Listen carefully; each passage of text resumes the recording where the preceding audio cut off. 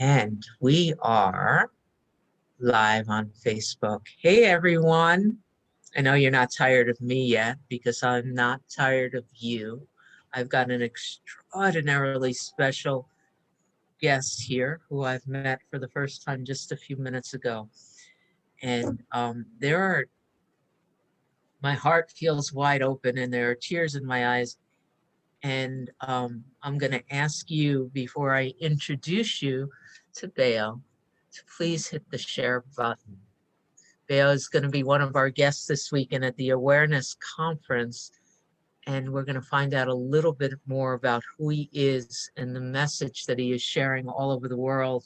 And you are going to want to share this live now with your friends. Now that you've hit the share button, since you've been with me for a while, the next thing I'm going to ask you to do is stop doing everything else. Just for the next few minutes, we'll probably only be here about 20 minutes. So if you could just be here with us now. Yeah, maybe even put your hands on your heart and close your eyes for just a second. You don't have to do anything with your breath, or perhaps just notice it and listen to my voice. As you notice your breath and you listen to your voice, you're going to discover yourself just here in this space, here and open and prepared perhaps for something new, something different, to hear something that you need to hear that you didn't even know you needed to hear. This may be the moment that changes the trajectory of your life.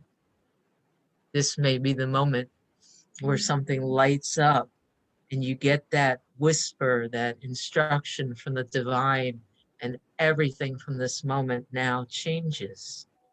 That's the way it feels for me. And in order for you to know that, you need to join us. And then in this place here and now, let's see if I still get your name correct. It's just this blessing and this honor to introduce you to my guest, my new friend, Bayo Akomolafe. How did I do? Inching closer to 100%. So here's what's so interesting is I was going to get all ready to tell everybody who you are and what you represent. I read your bio 3 or 4 times. I read the description of your talk. I went and did some research about what happened in 1803. I read some of your writings.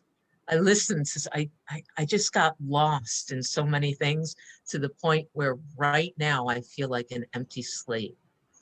So, do you mind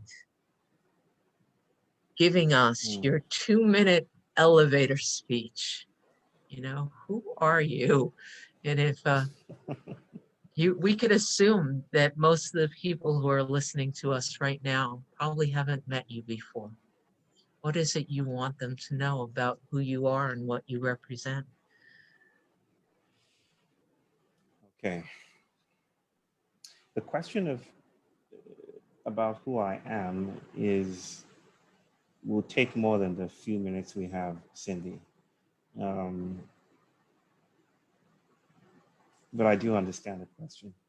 I feel the best way to come to the question might be to tell a story, or to tell several stories, or to give the spirit of those stories.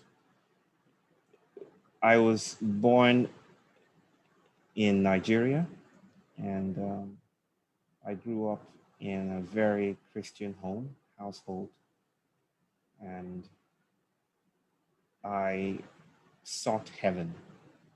I sought a landing place, a final arrival, a terminal point, some kind of existential holding space that would answer all my questions about suffering, about pain, about denial and dismissal and excavation and displacement and colonization.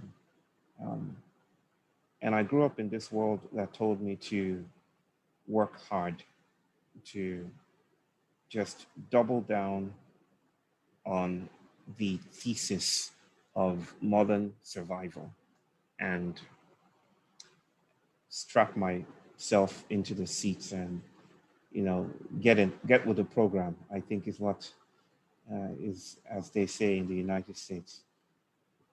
Um, and I really got with the program, except that I crashed sooner, sooner, sooner. As soon as I blasted off into orbit, I crashed. I really set out to do things in a way that would appease the trainings and the education that I had received, but truth and notions of arrival and superiority and transcendence, um, in a particular sense, failed me. And the world invited me to do something different. If I'm speaking in too cryptic a sense, let me just say that my name is Bayo Akomolafe, and I'm the son of a string of failures. By failures, I don't mean people who failed. I mean, I come from a line of people who did very well, who were successful. But I come from a line of people who have been asking questions, elders who have been seeking to meet the world as if it were alive, to ask the world different questions, to sit with the world in a different way. That is not the posture of mastery. That is not the posture of um, sovereignty or independence. So I deal with ideas and concepts and work that has to do with the world that is entangled, or world that is open-ended and still becoming, a world that is still finding its way home, so to speak. It's almost like I'm tilting at windmills and trying to extricate truth from something that denies me that luxury. I sat with some shamans um, growing up during a time when I was doing my PhD, and they gave me a word or something that has become for me something powerful. They said, "The times are urgent, let us slow down." I'm paraphrasing it, I'm making it my own. They didn't exactly put it in those terms, but they said, "The times are urgent, let us slow down." And I think what I would bring, or what I say to people, is that in these times of crisis, when some final truth is sought, when a resting place, when modernity promises us peace at last, or justice in the by and by, or a place to arrive at where everything is fine and dandy, what I bring comes from these ideas of failure, this idea of ancestral legacy and intergenerational longings and desires, the impossibility of desire. What I bring is an invitation for us to open our awareness, um, that in trying to solve our problems, we will reiterate those problems. We will often reiterate those problems. We will often reinforce the paradigms that created those problems in the first place. Slowing down is not an invitation to do more yoga, to dive more into ourselves, as if what it means to be ourselves is something final and static and stable. In these pandemic inflected anthropocenic times, we're being invited to do something radically different, which I would call failure. And I will tell the story of that when we get to meet in the conference. Um, I'm smiling because I asked you right before we met if you had ever even heard of A Course in Miracles, and you had said no, which is pretty Yes. cool. We are streaming live right now on the oldest Course in Miracles Facebook page, and key, I think, to the tradition or the teaching. It's Course in Miracles is a mind training um, process that essentially tells us that the world we see, the form we see, is a distortion. And that underneath that form, there is love. And if we look through the form to connect with the love, we through mind training, through connection, through understanding that we're all one, we watch the form change. And as I was listening to you talk about, to me, the gift and failure, the desire, to slow down and look at the questions we're asking. I heard that too, because that's a big part of the training within A Course in Miracles is the understanding that there are bad questions, because the questions we ask take us in a certain direction, right? Yeah. What I want to ask you about, because for some reason it lit up in everything I started looking at in your description of where we're going in this weekend and the description of some of the things that you teach, is this word awkward. Uh-huh.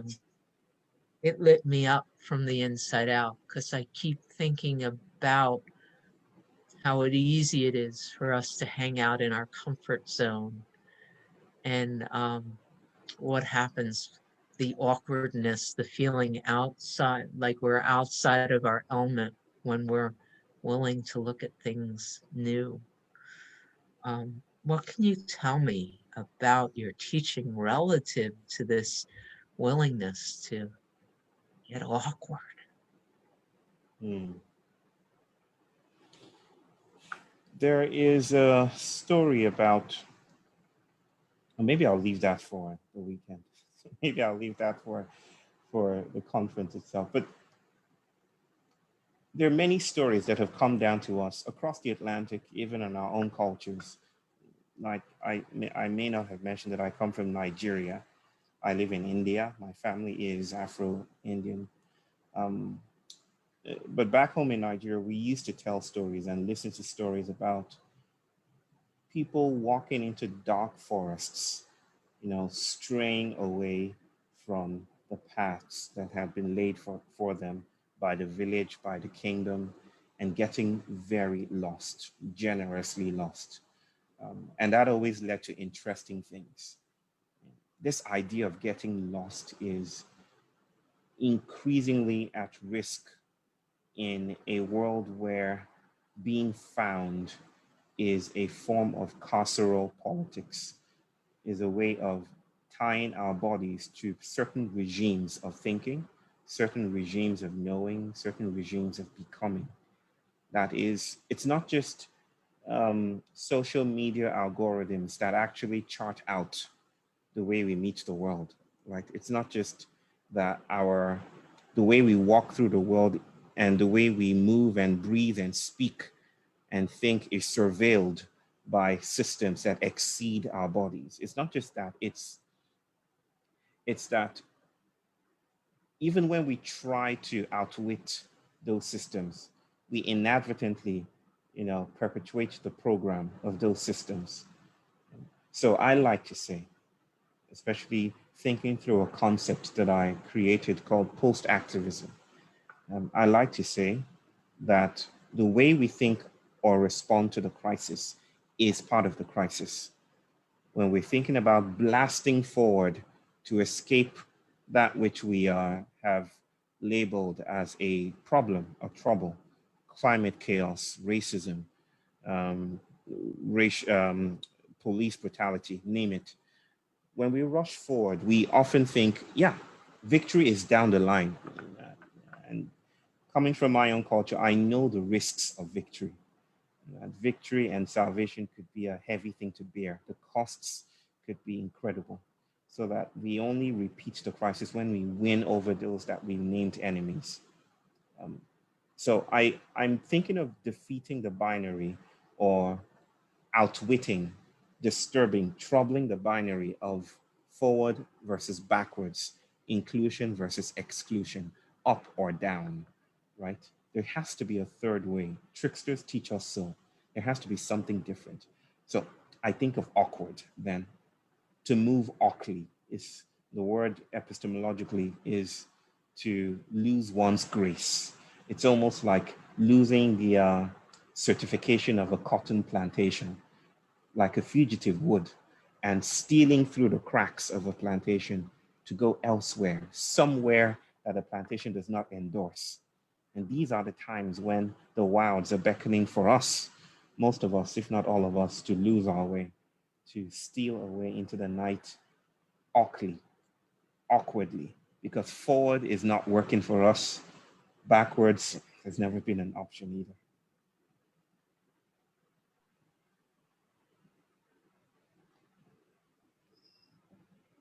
My body, there's chills, the hair standing up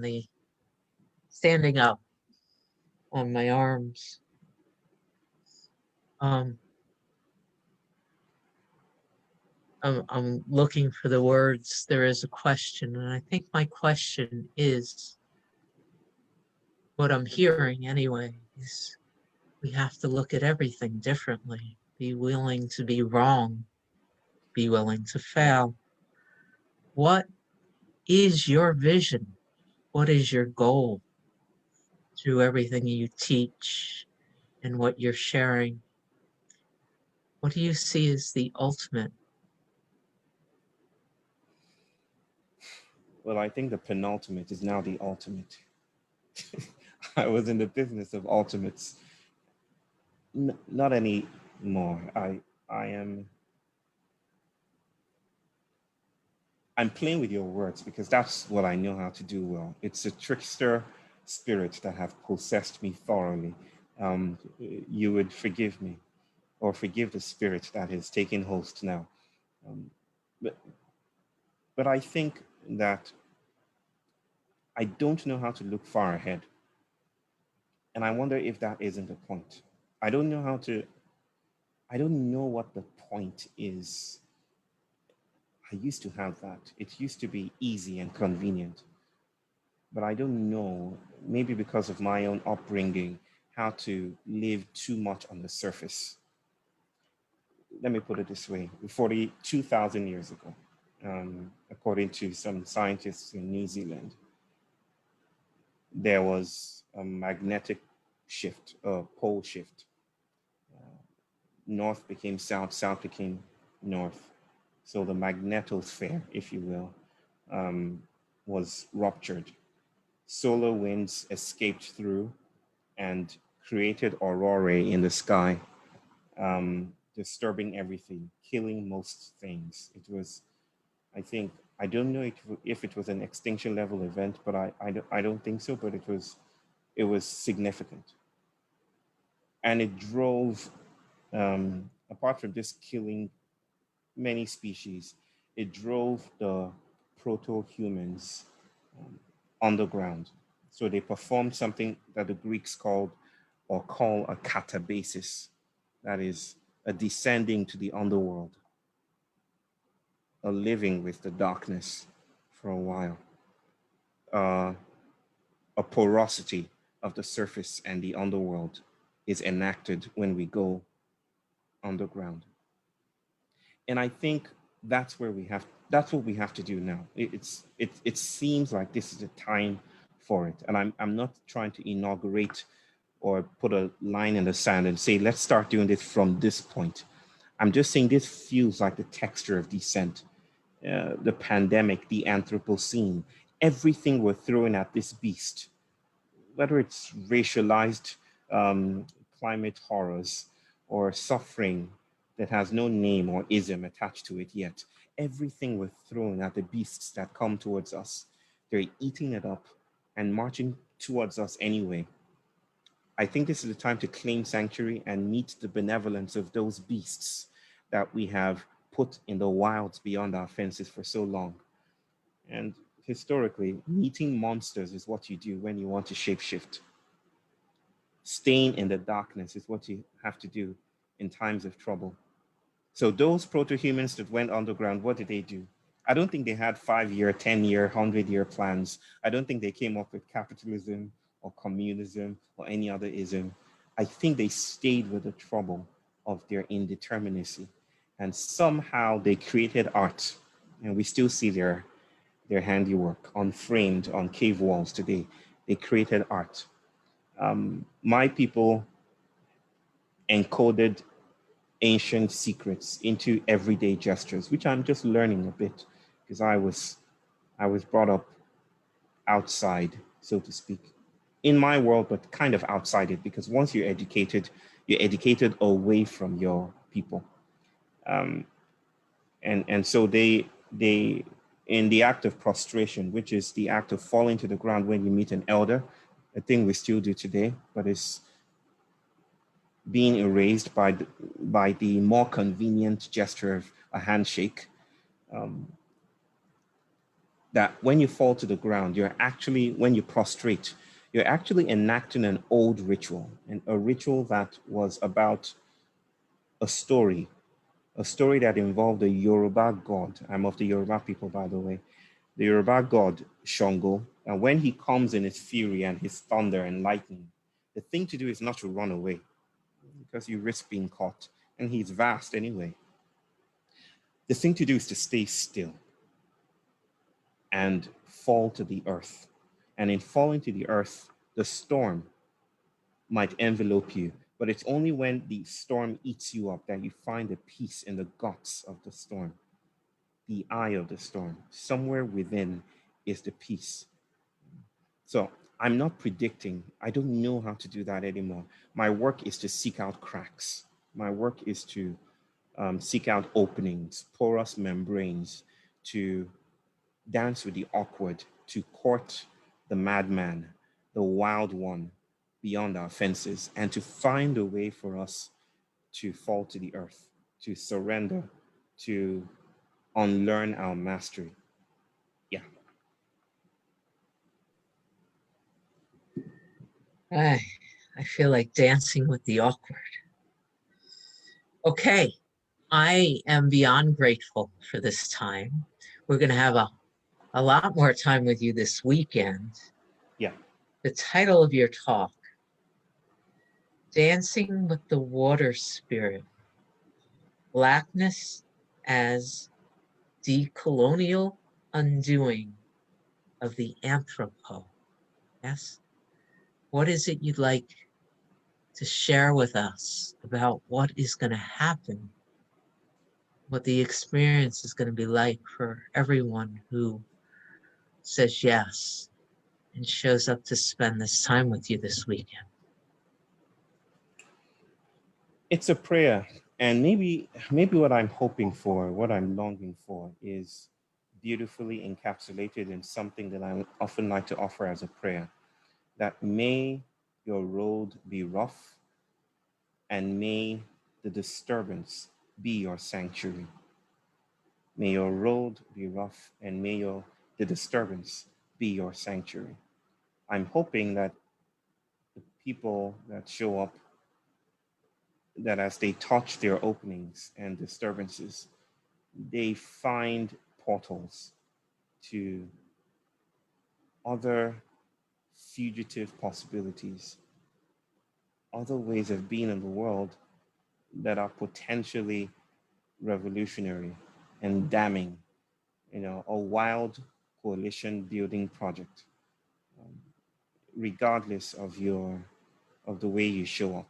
I'm itching for a space of hospitality that is so shocking that our modern senses, with our calibration to certain specific value points, would not be able to tolerate it. So that's my prayer.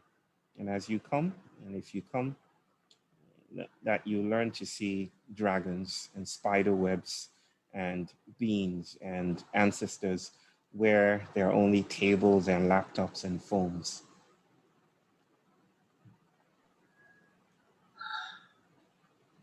Chills. I still have chills. Any dragons? I'm ready for dragons and the beauty of spider webs and everything else that occurs through these beautiful pictures, these interesting, disturbing, awkward pictures that at least are being created in this mind. Any final words before we let everybody go to whatever else they're doing with their day? No, I'm hungry. Well, I'm famished at this point. Yeah. all right. Well, enjoy No your words, Cindy. meal, and we'll see everybody this weekend. Thank you so much, Bayo. This has been Thank you, Cindy. wonderful. Thank you, Cindy. Bye now. Bye.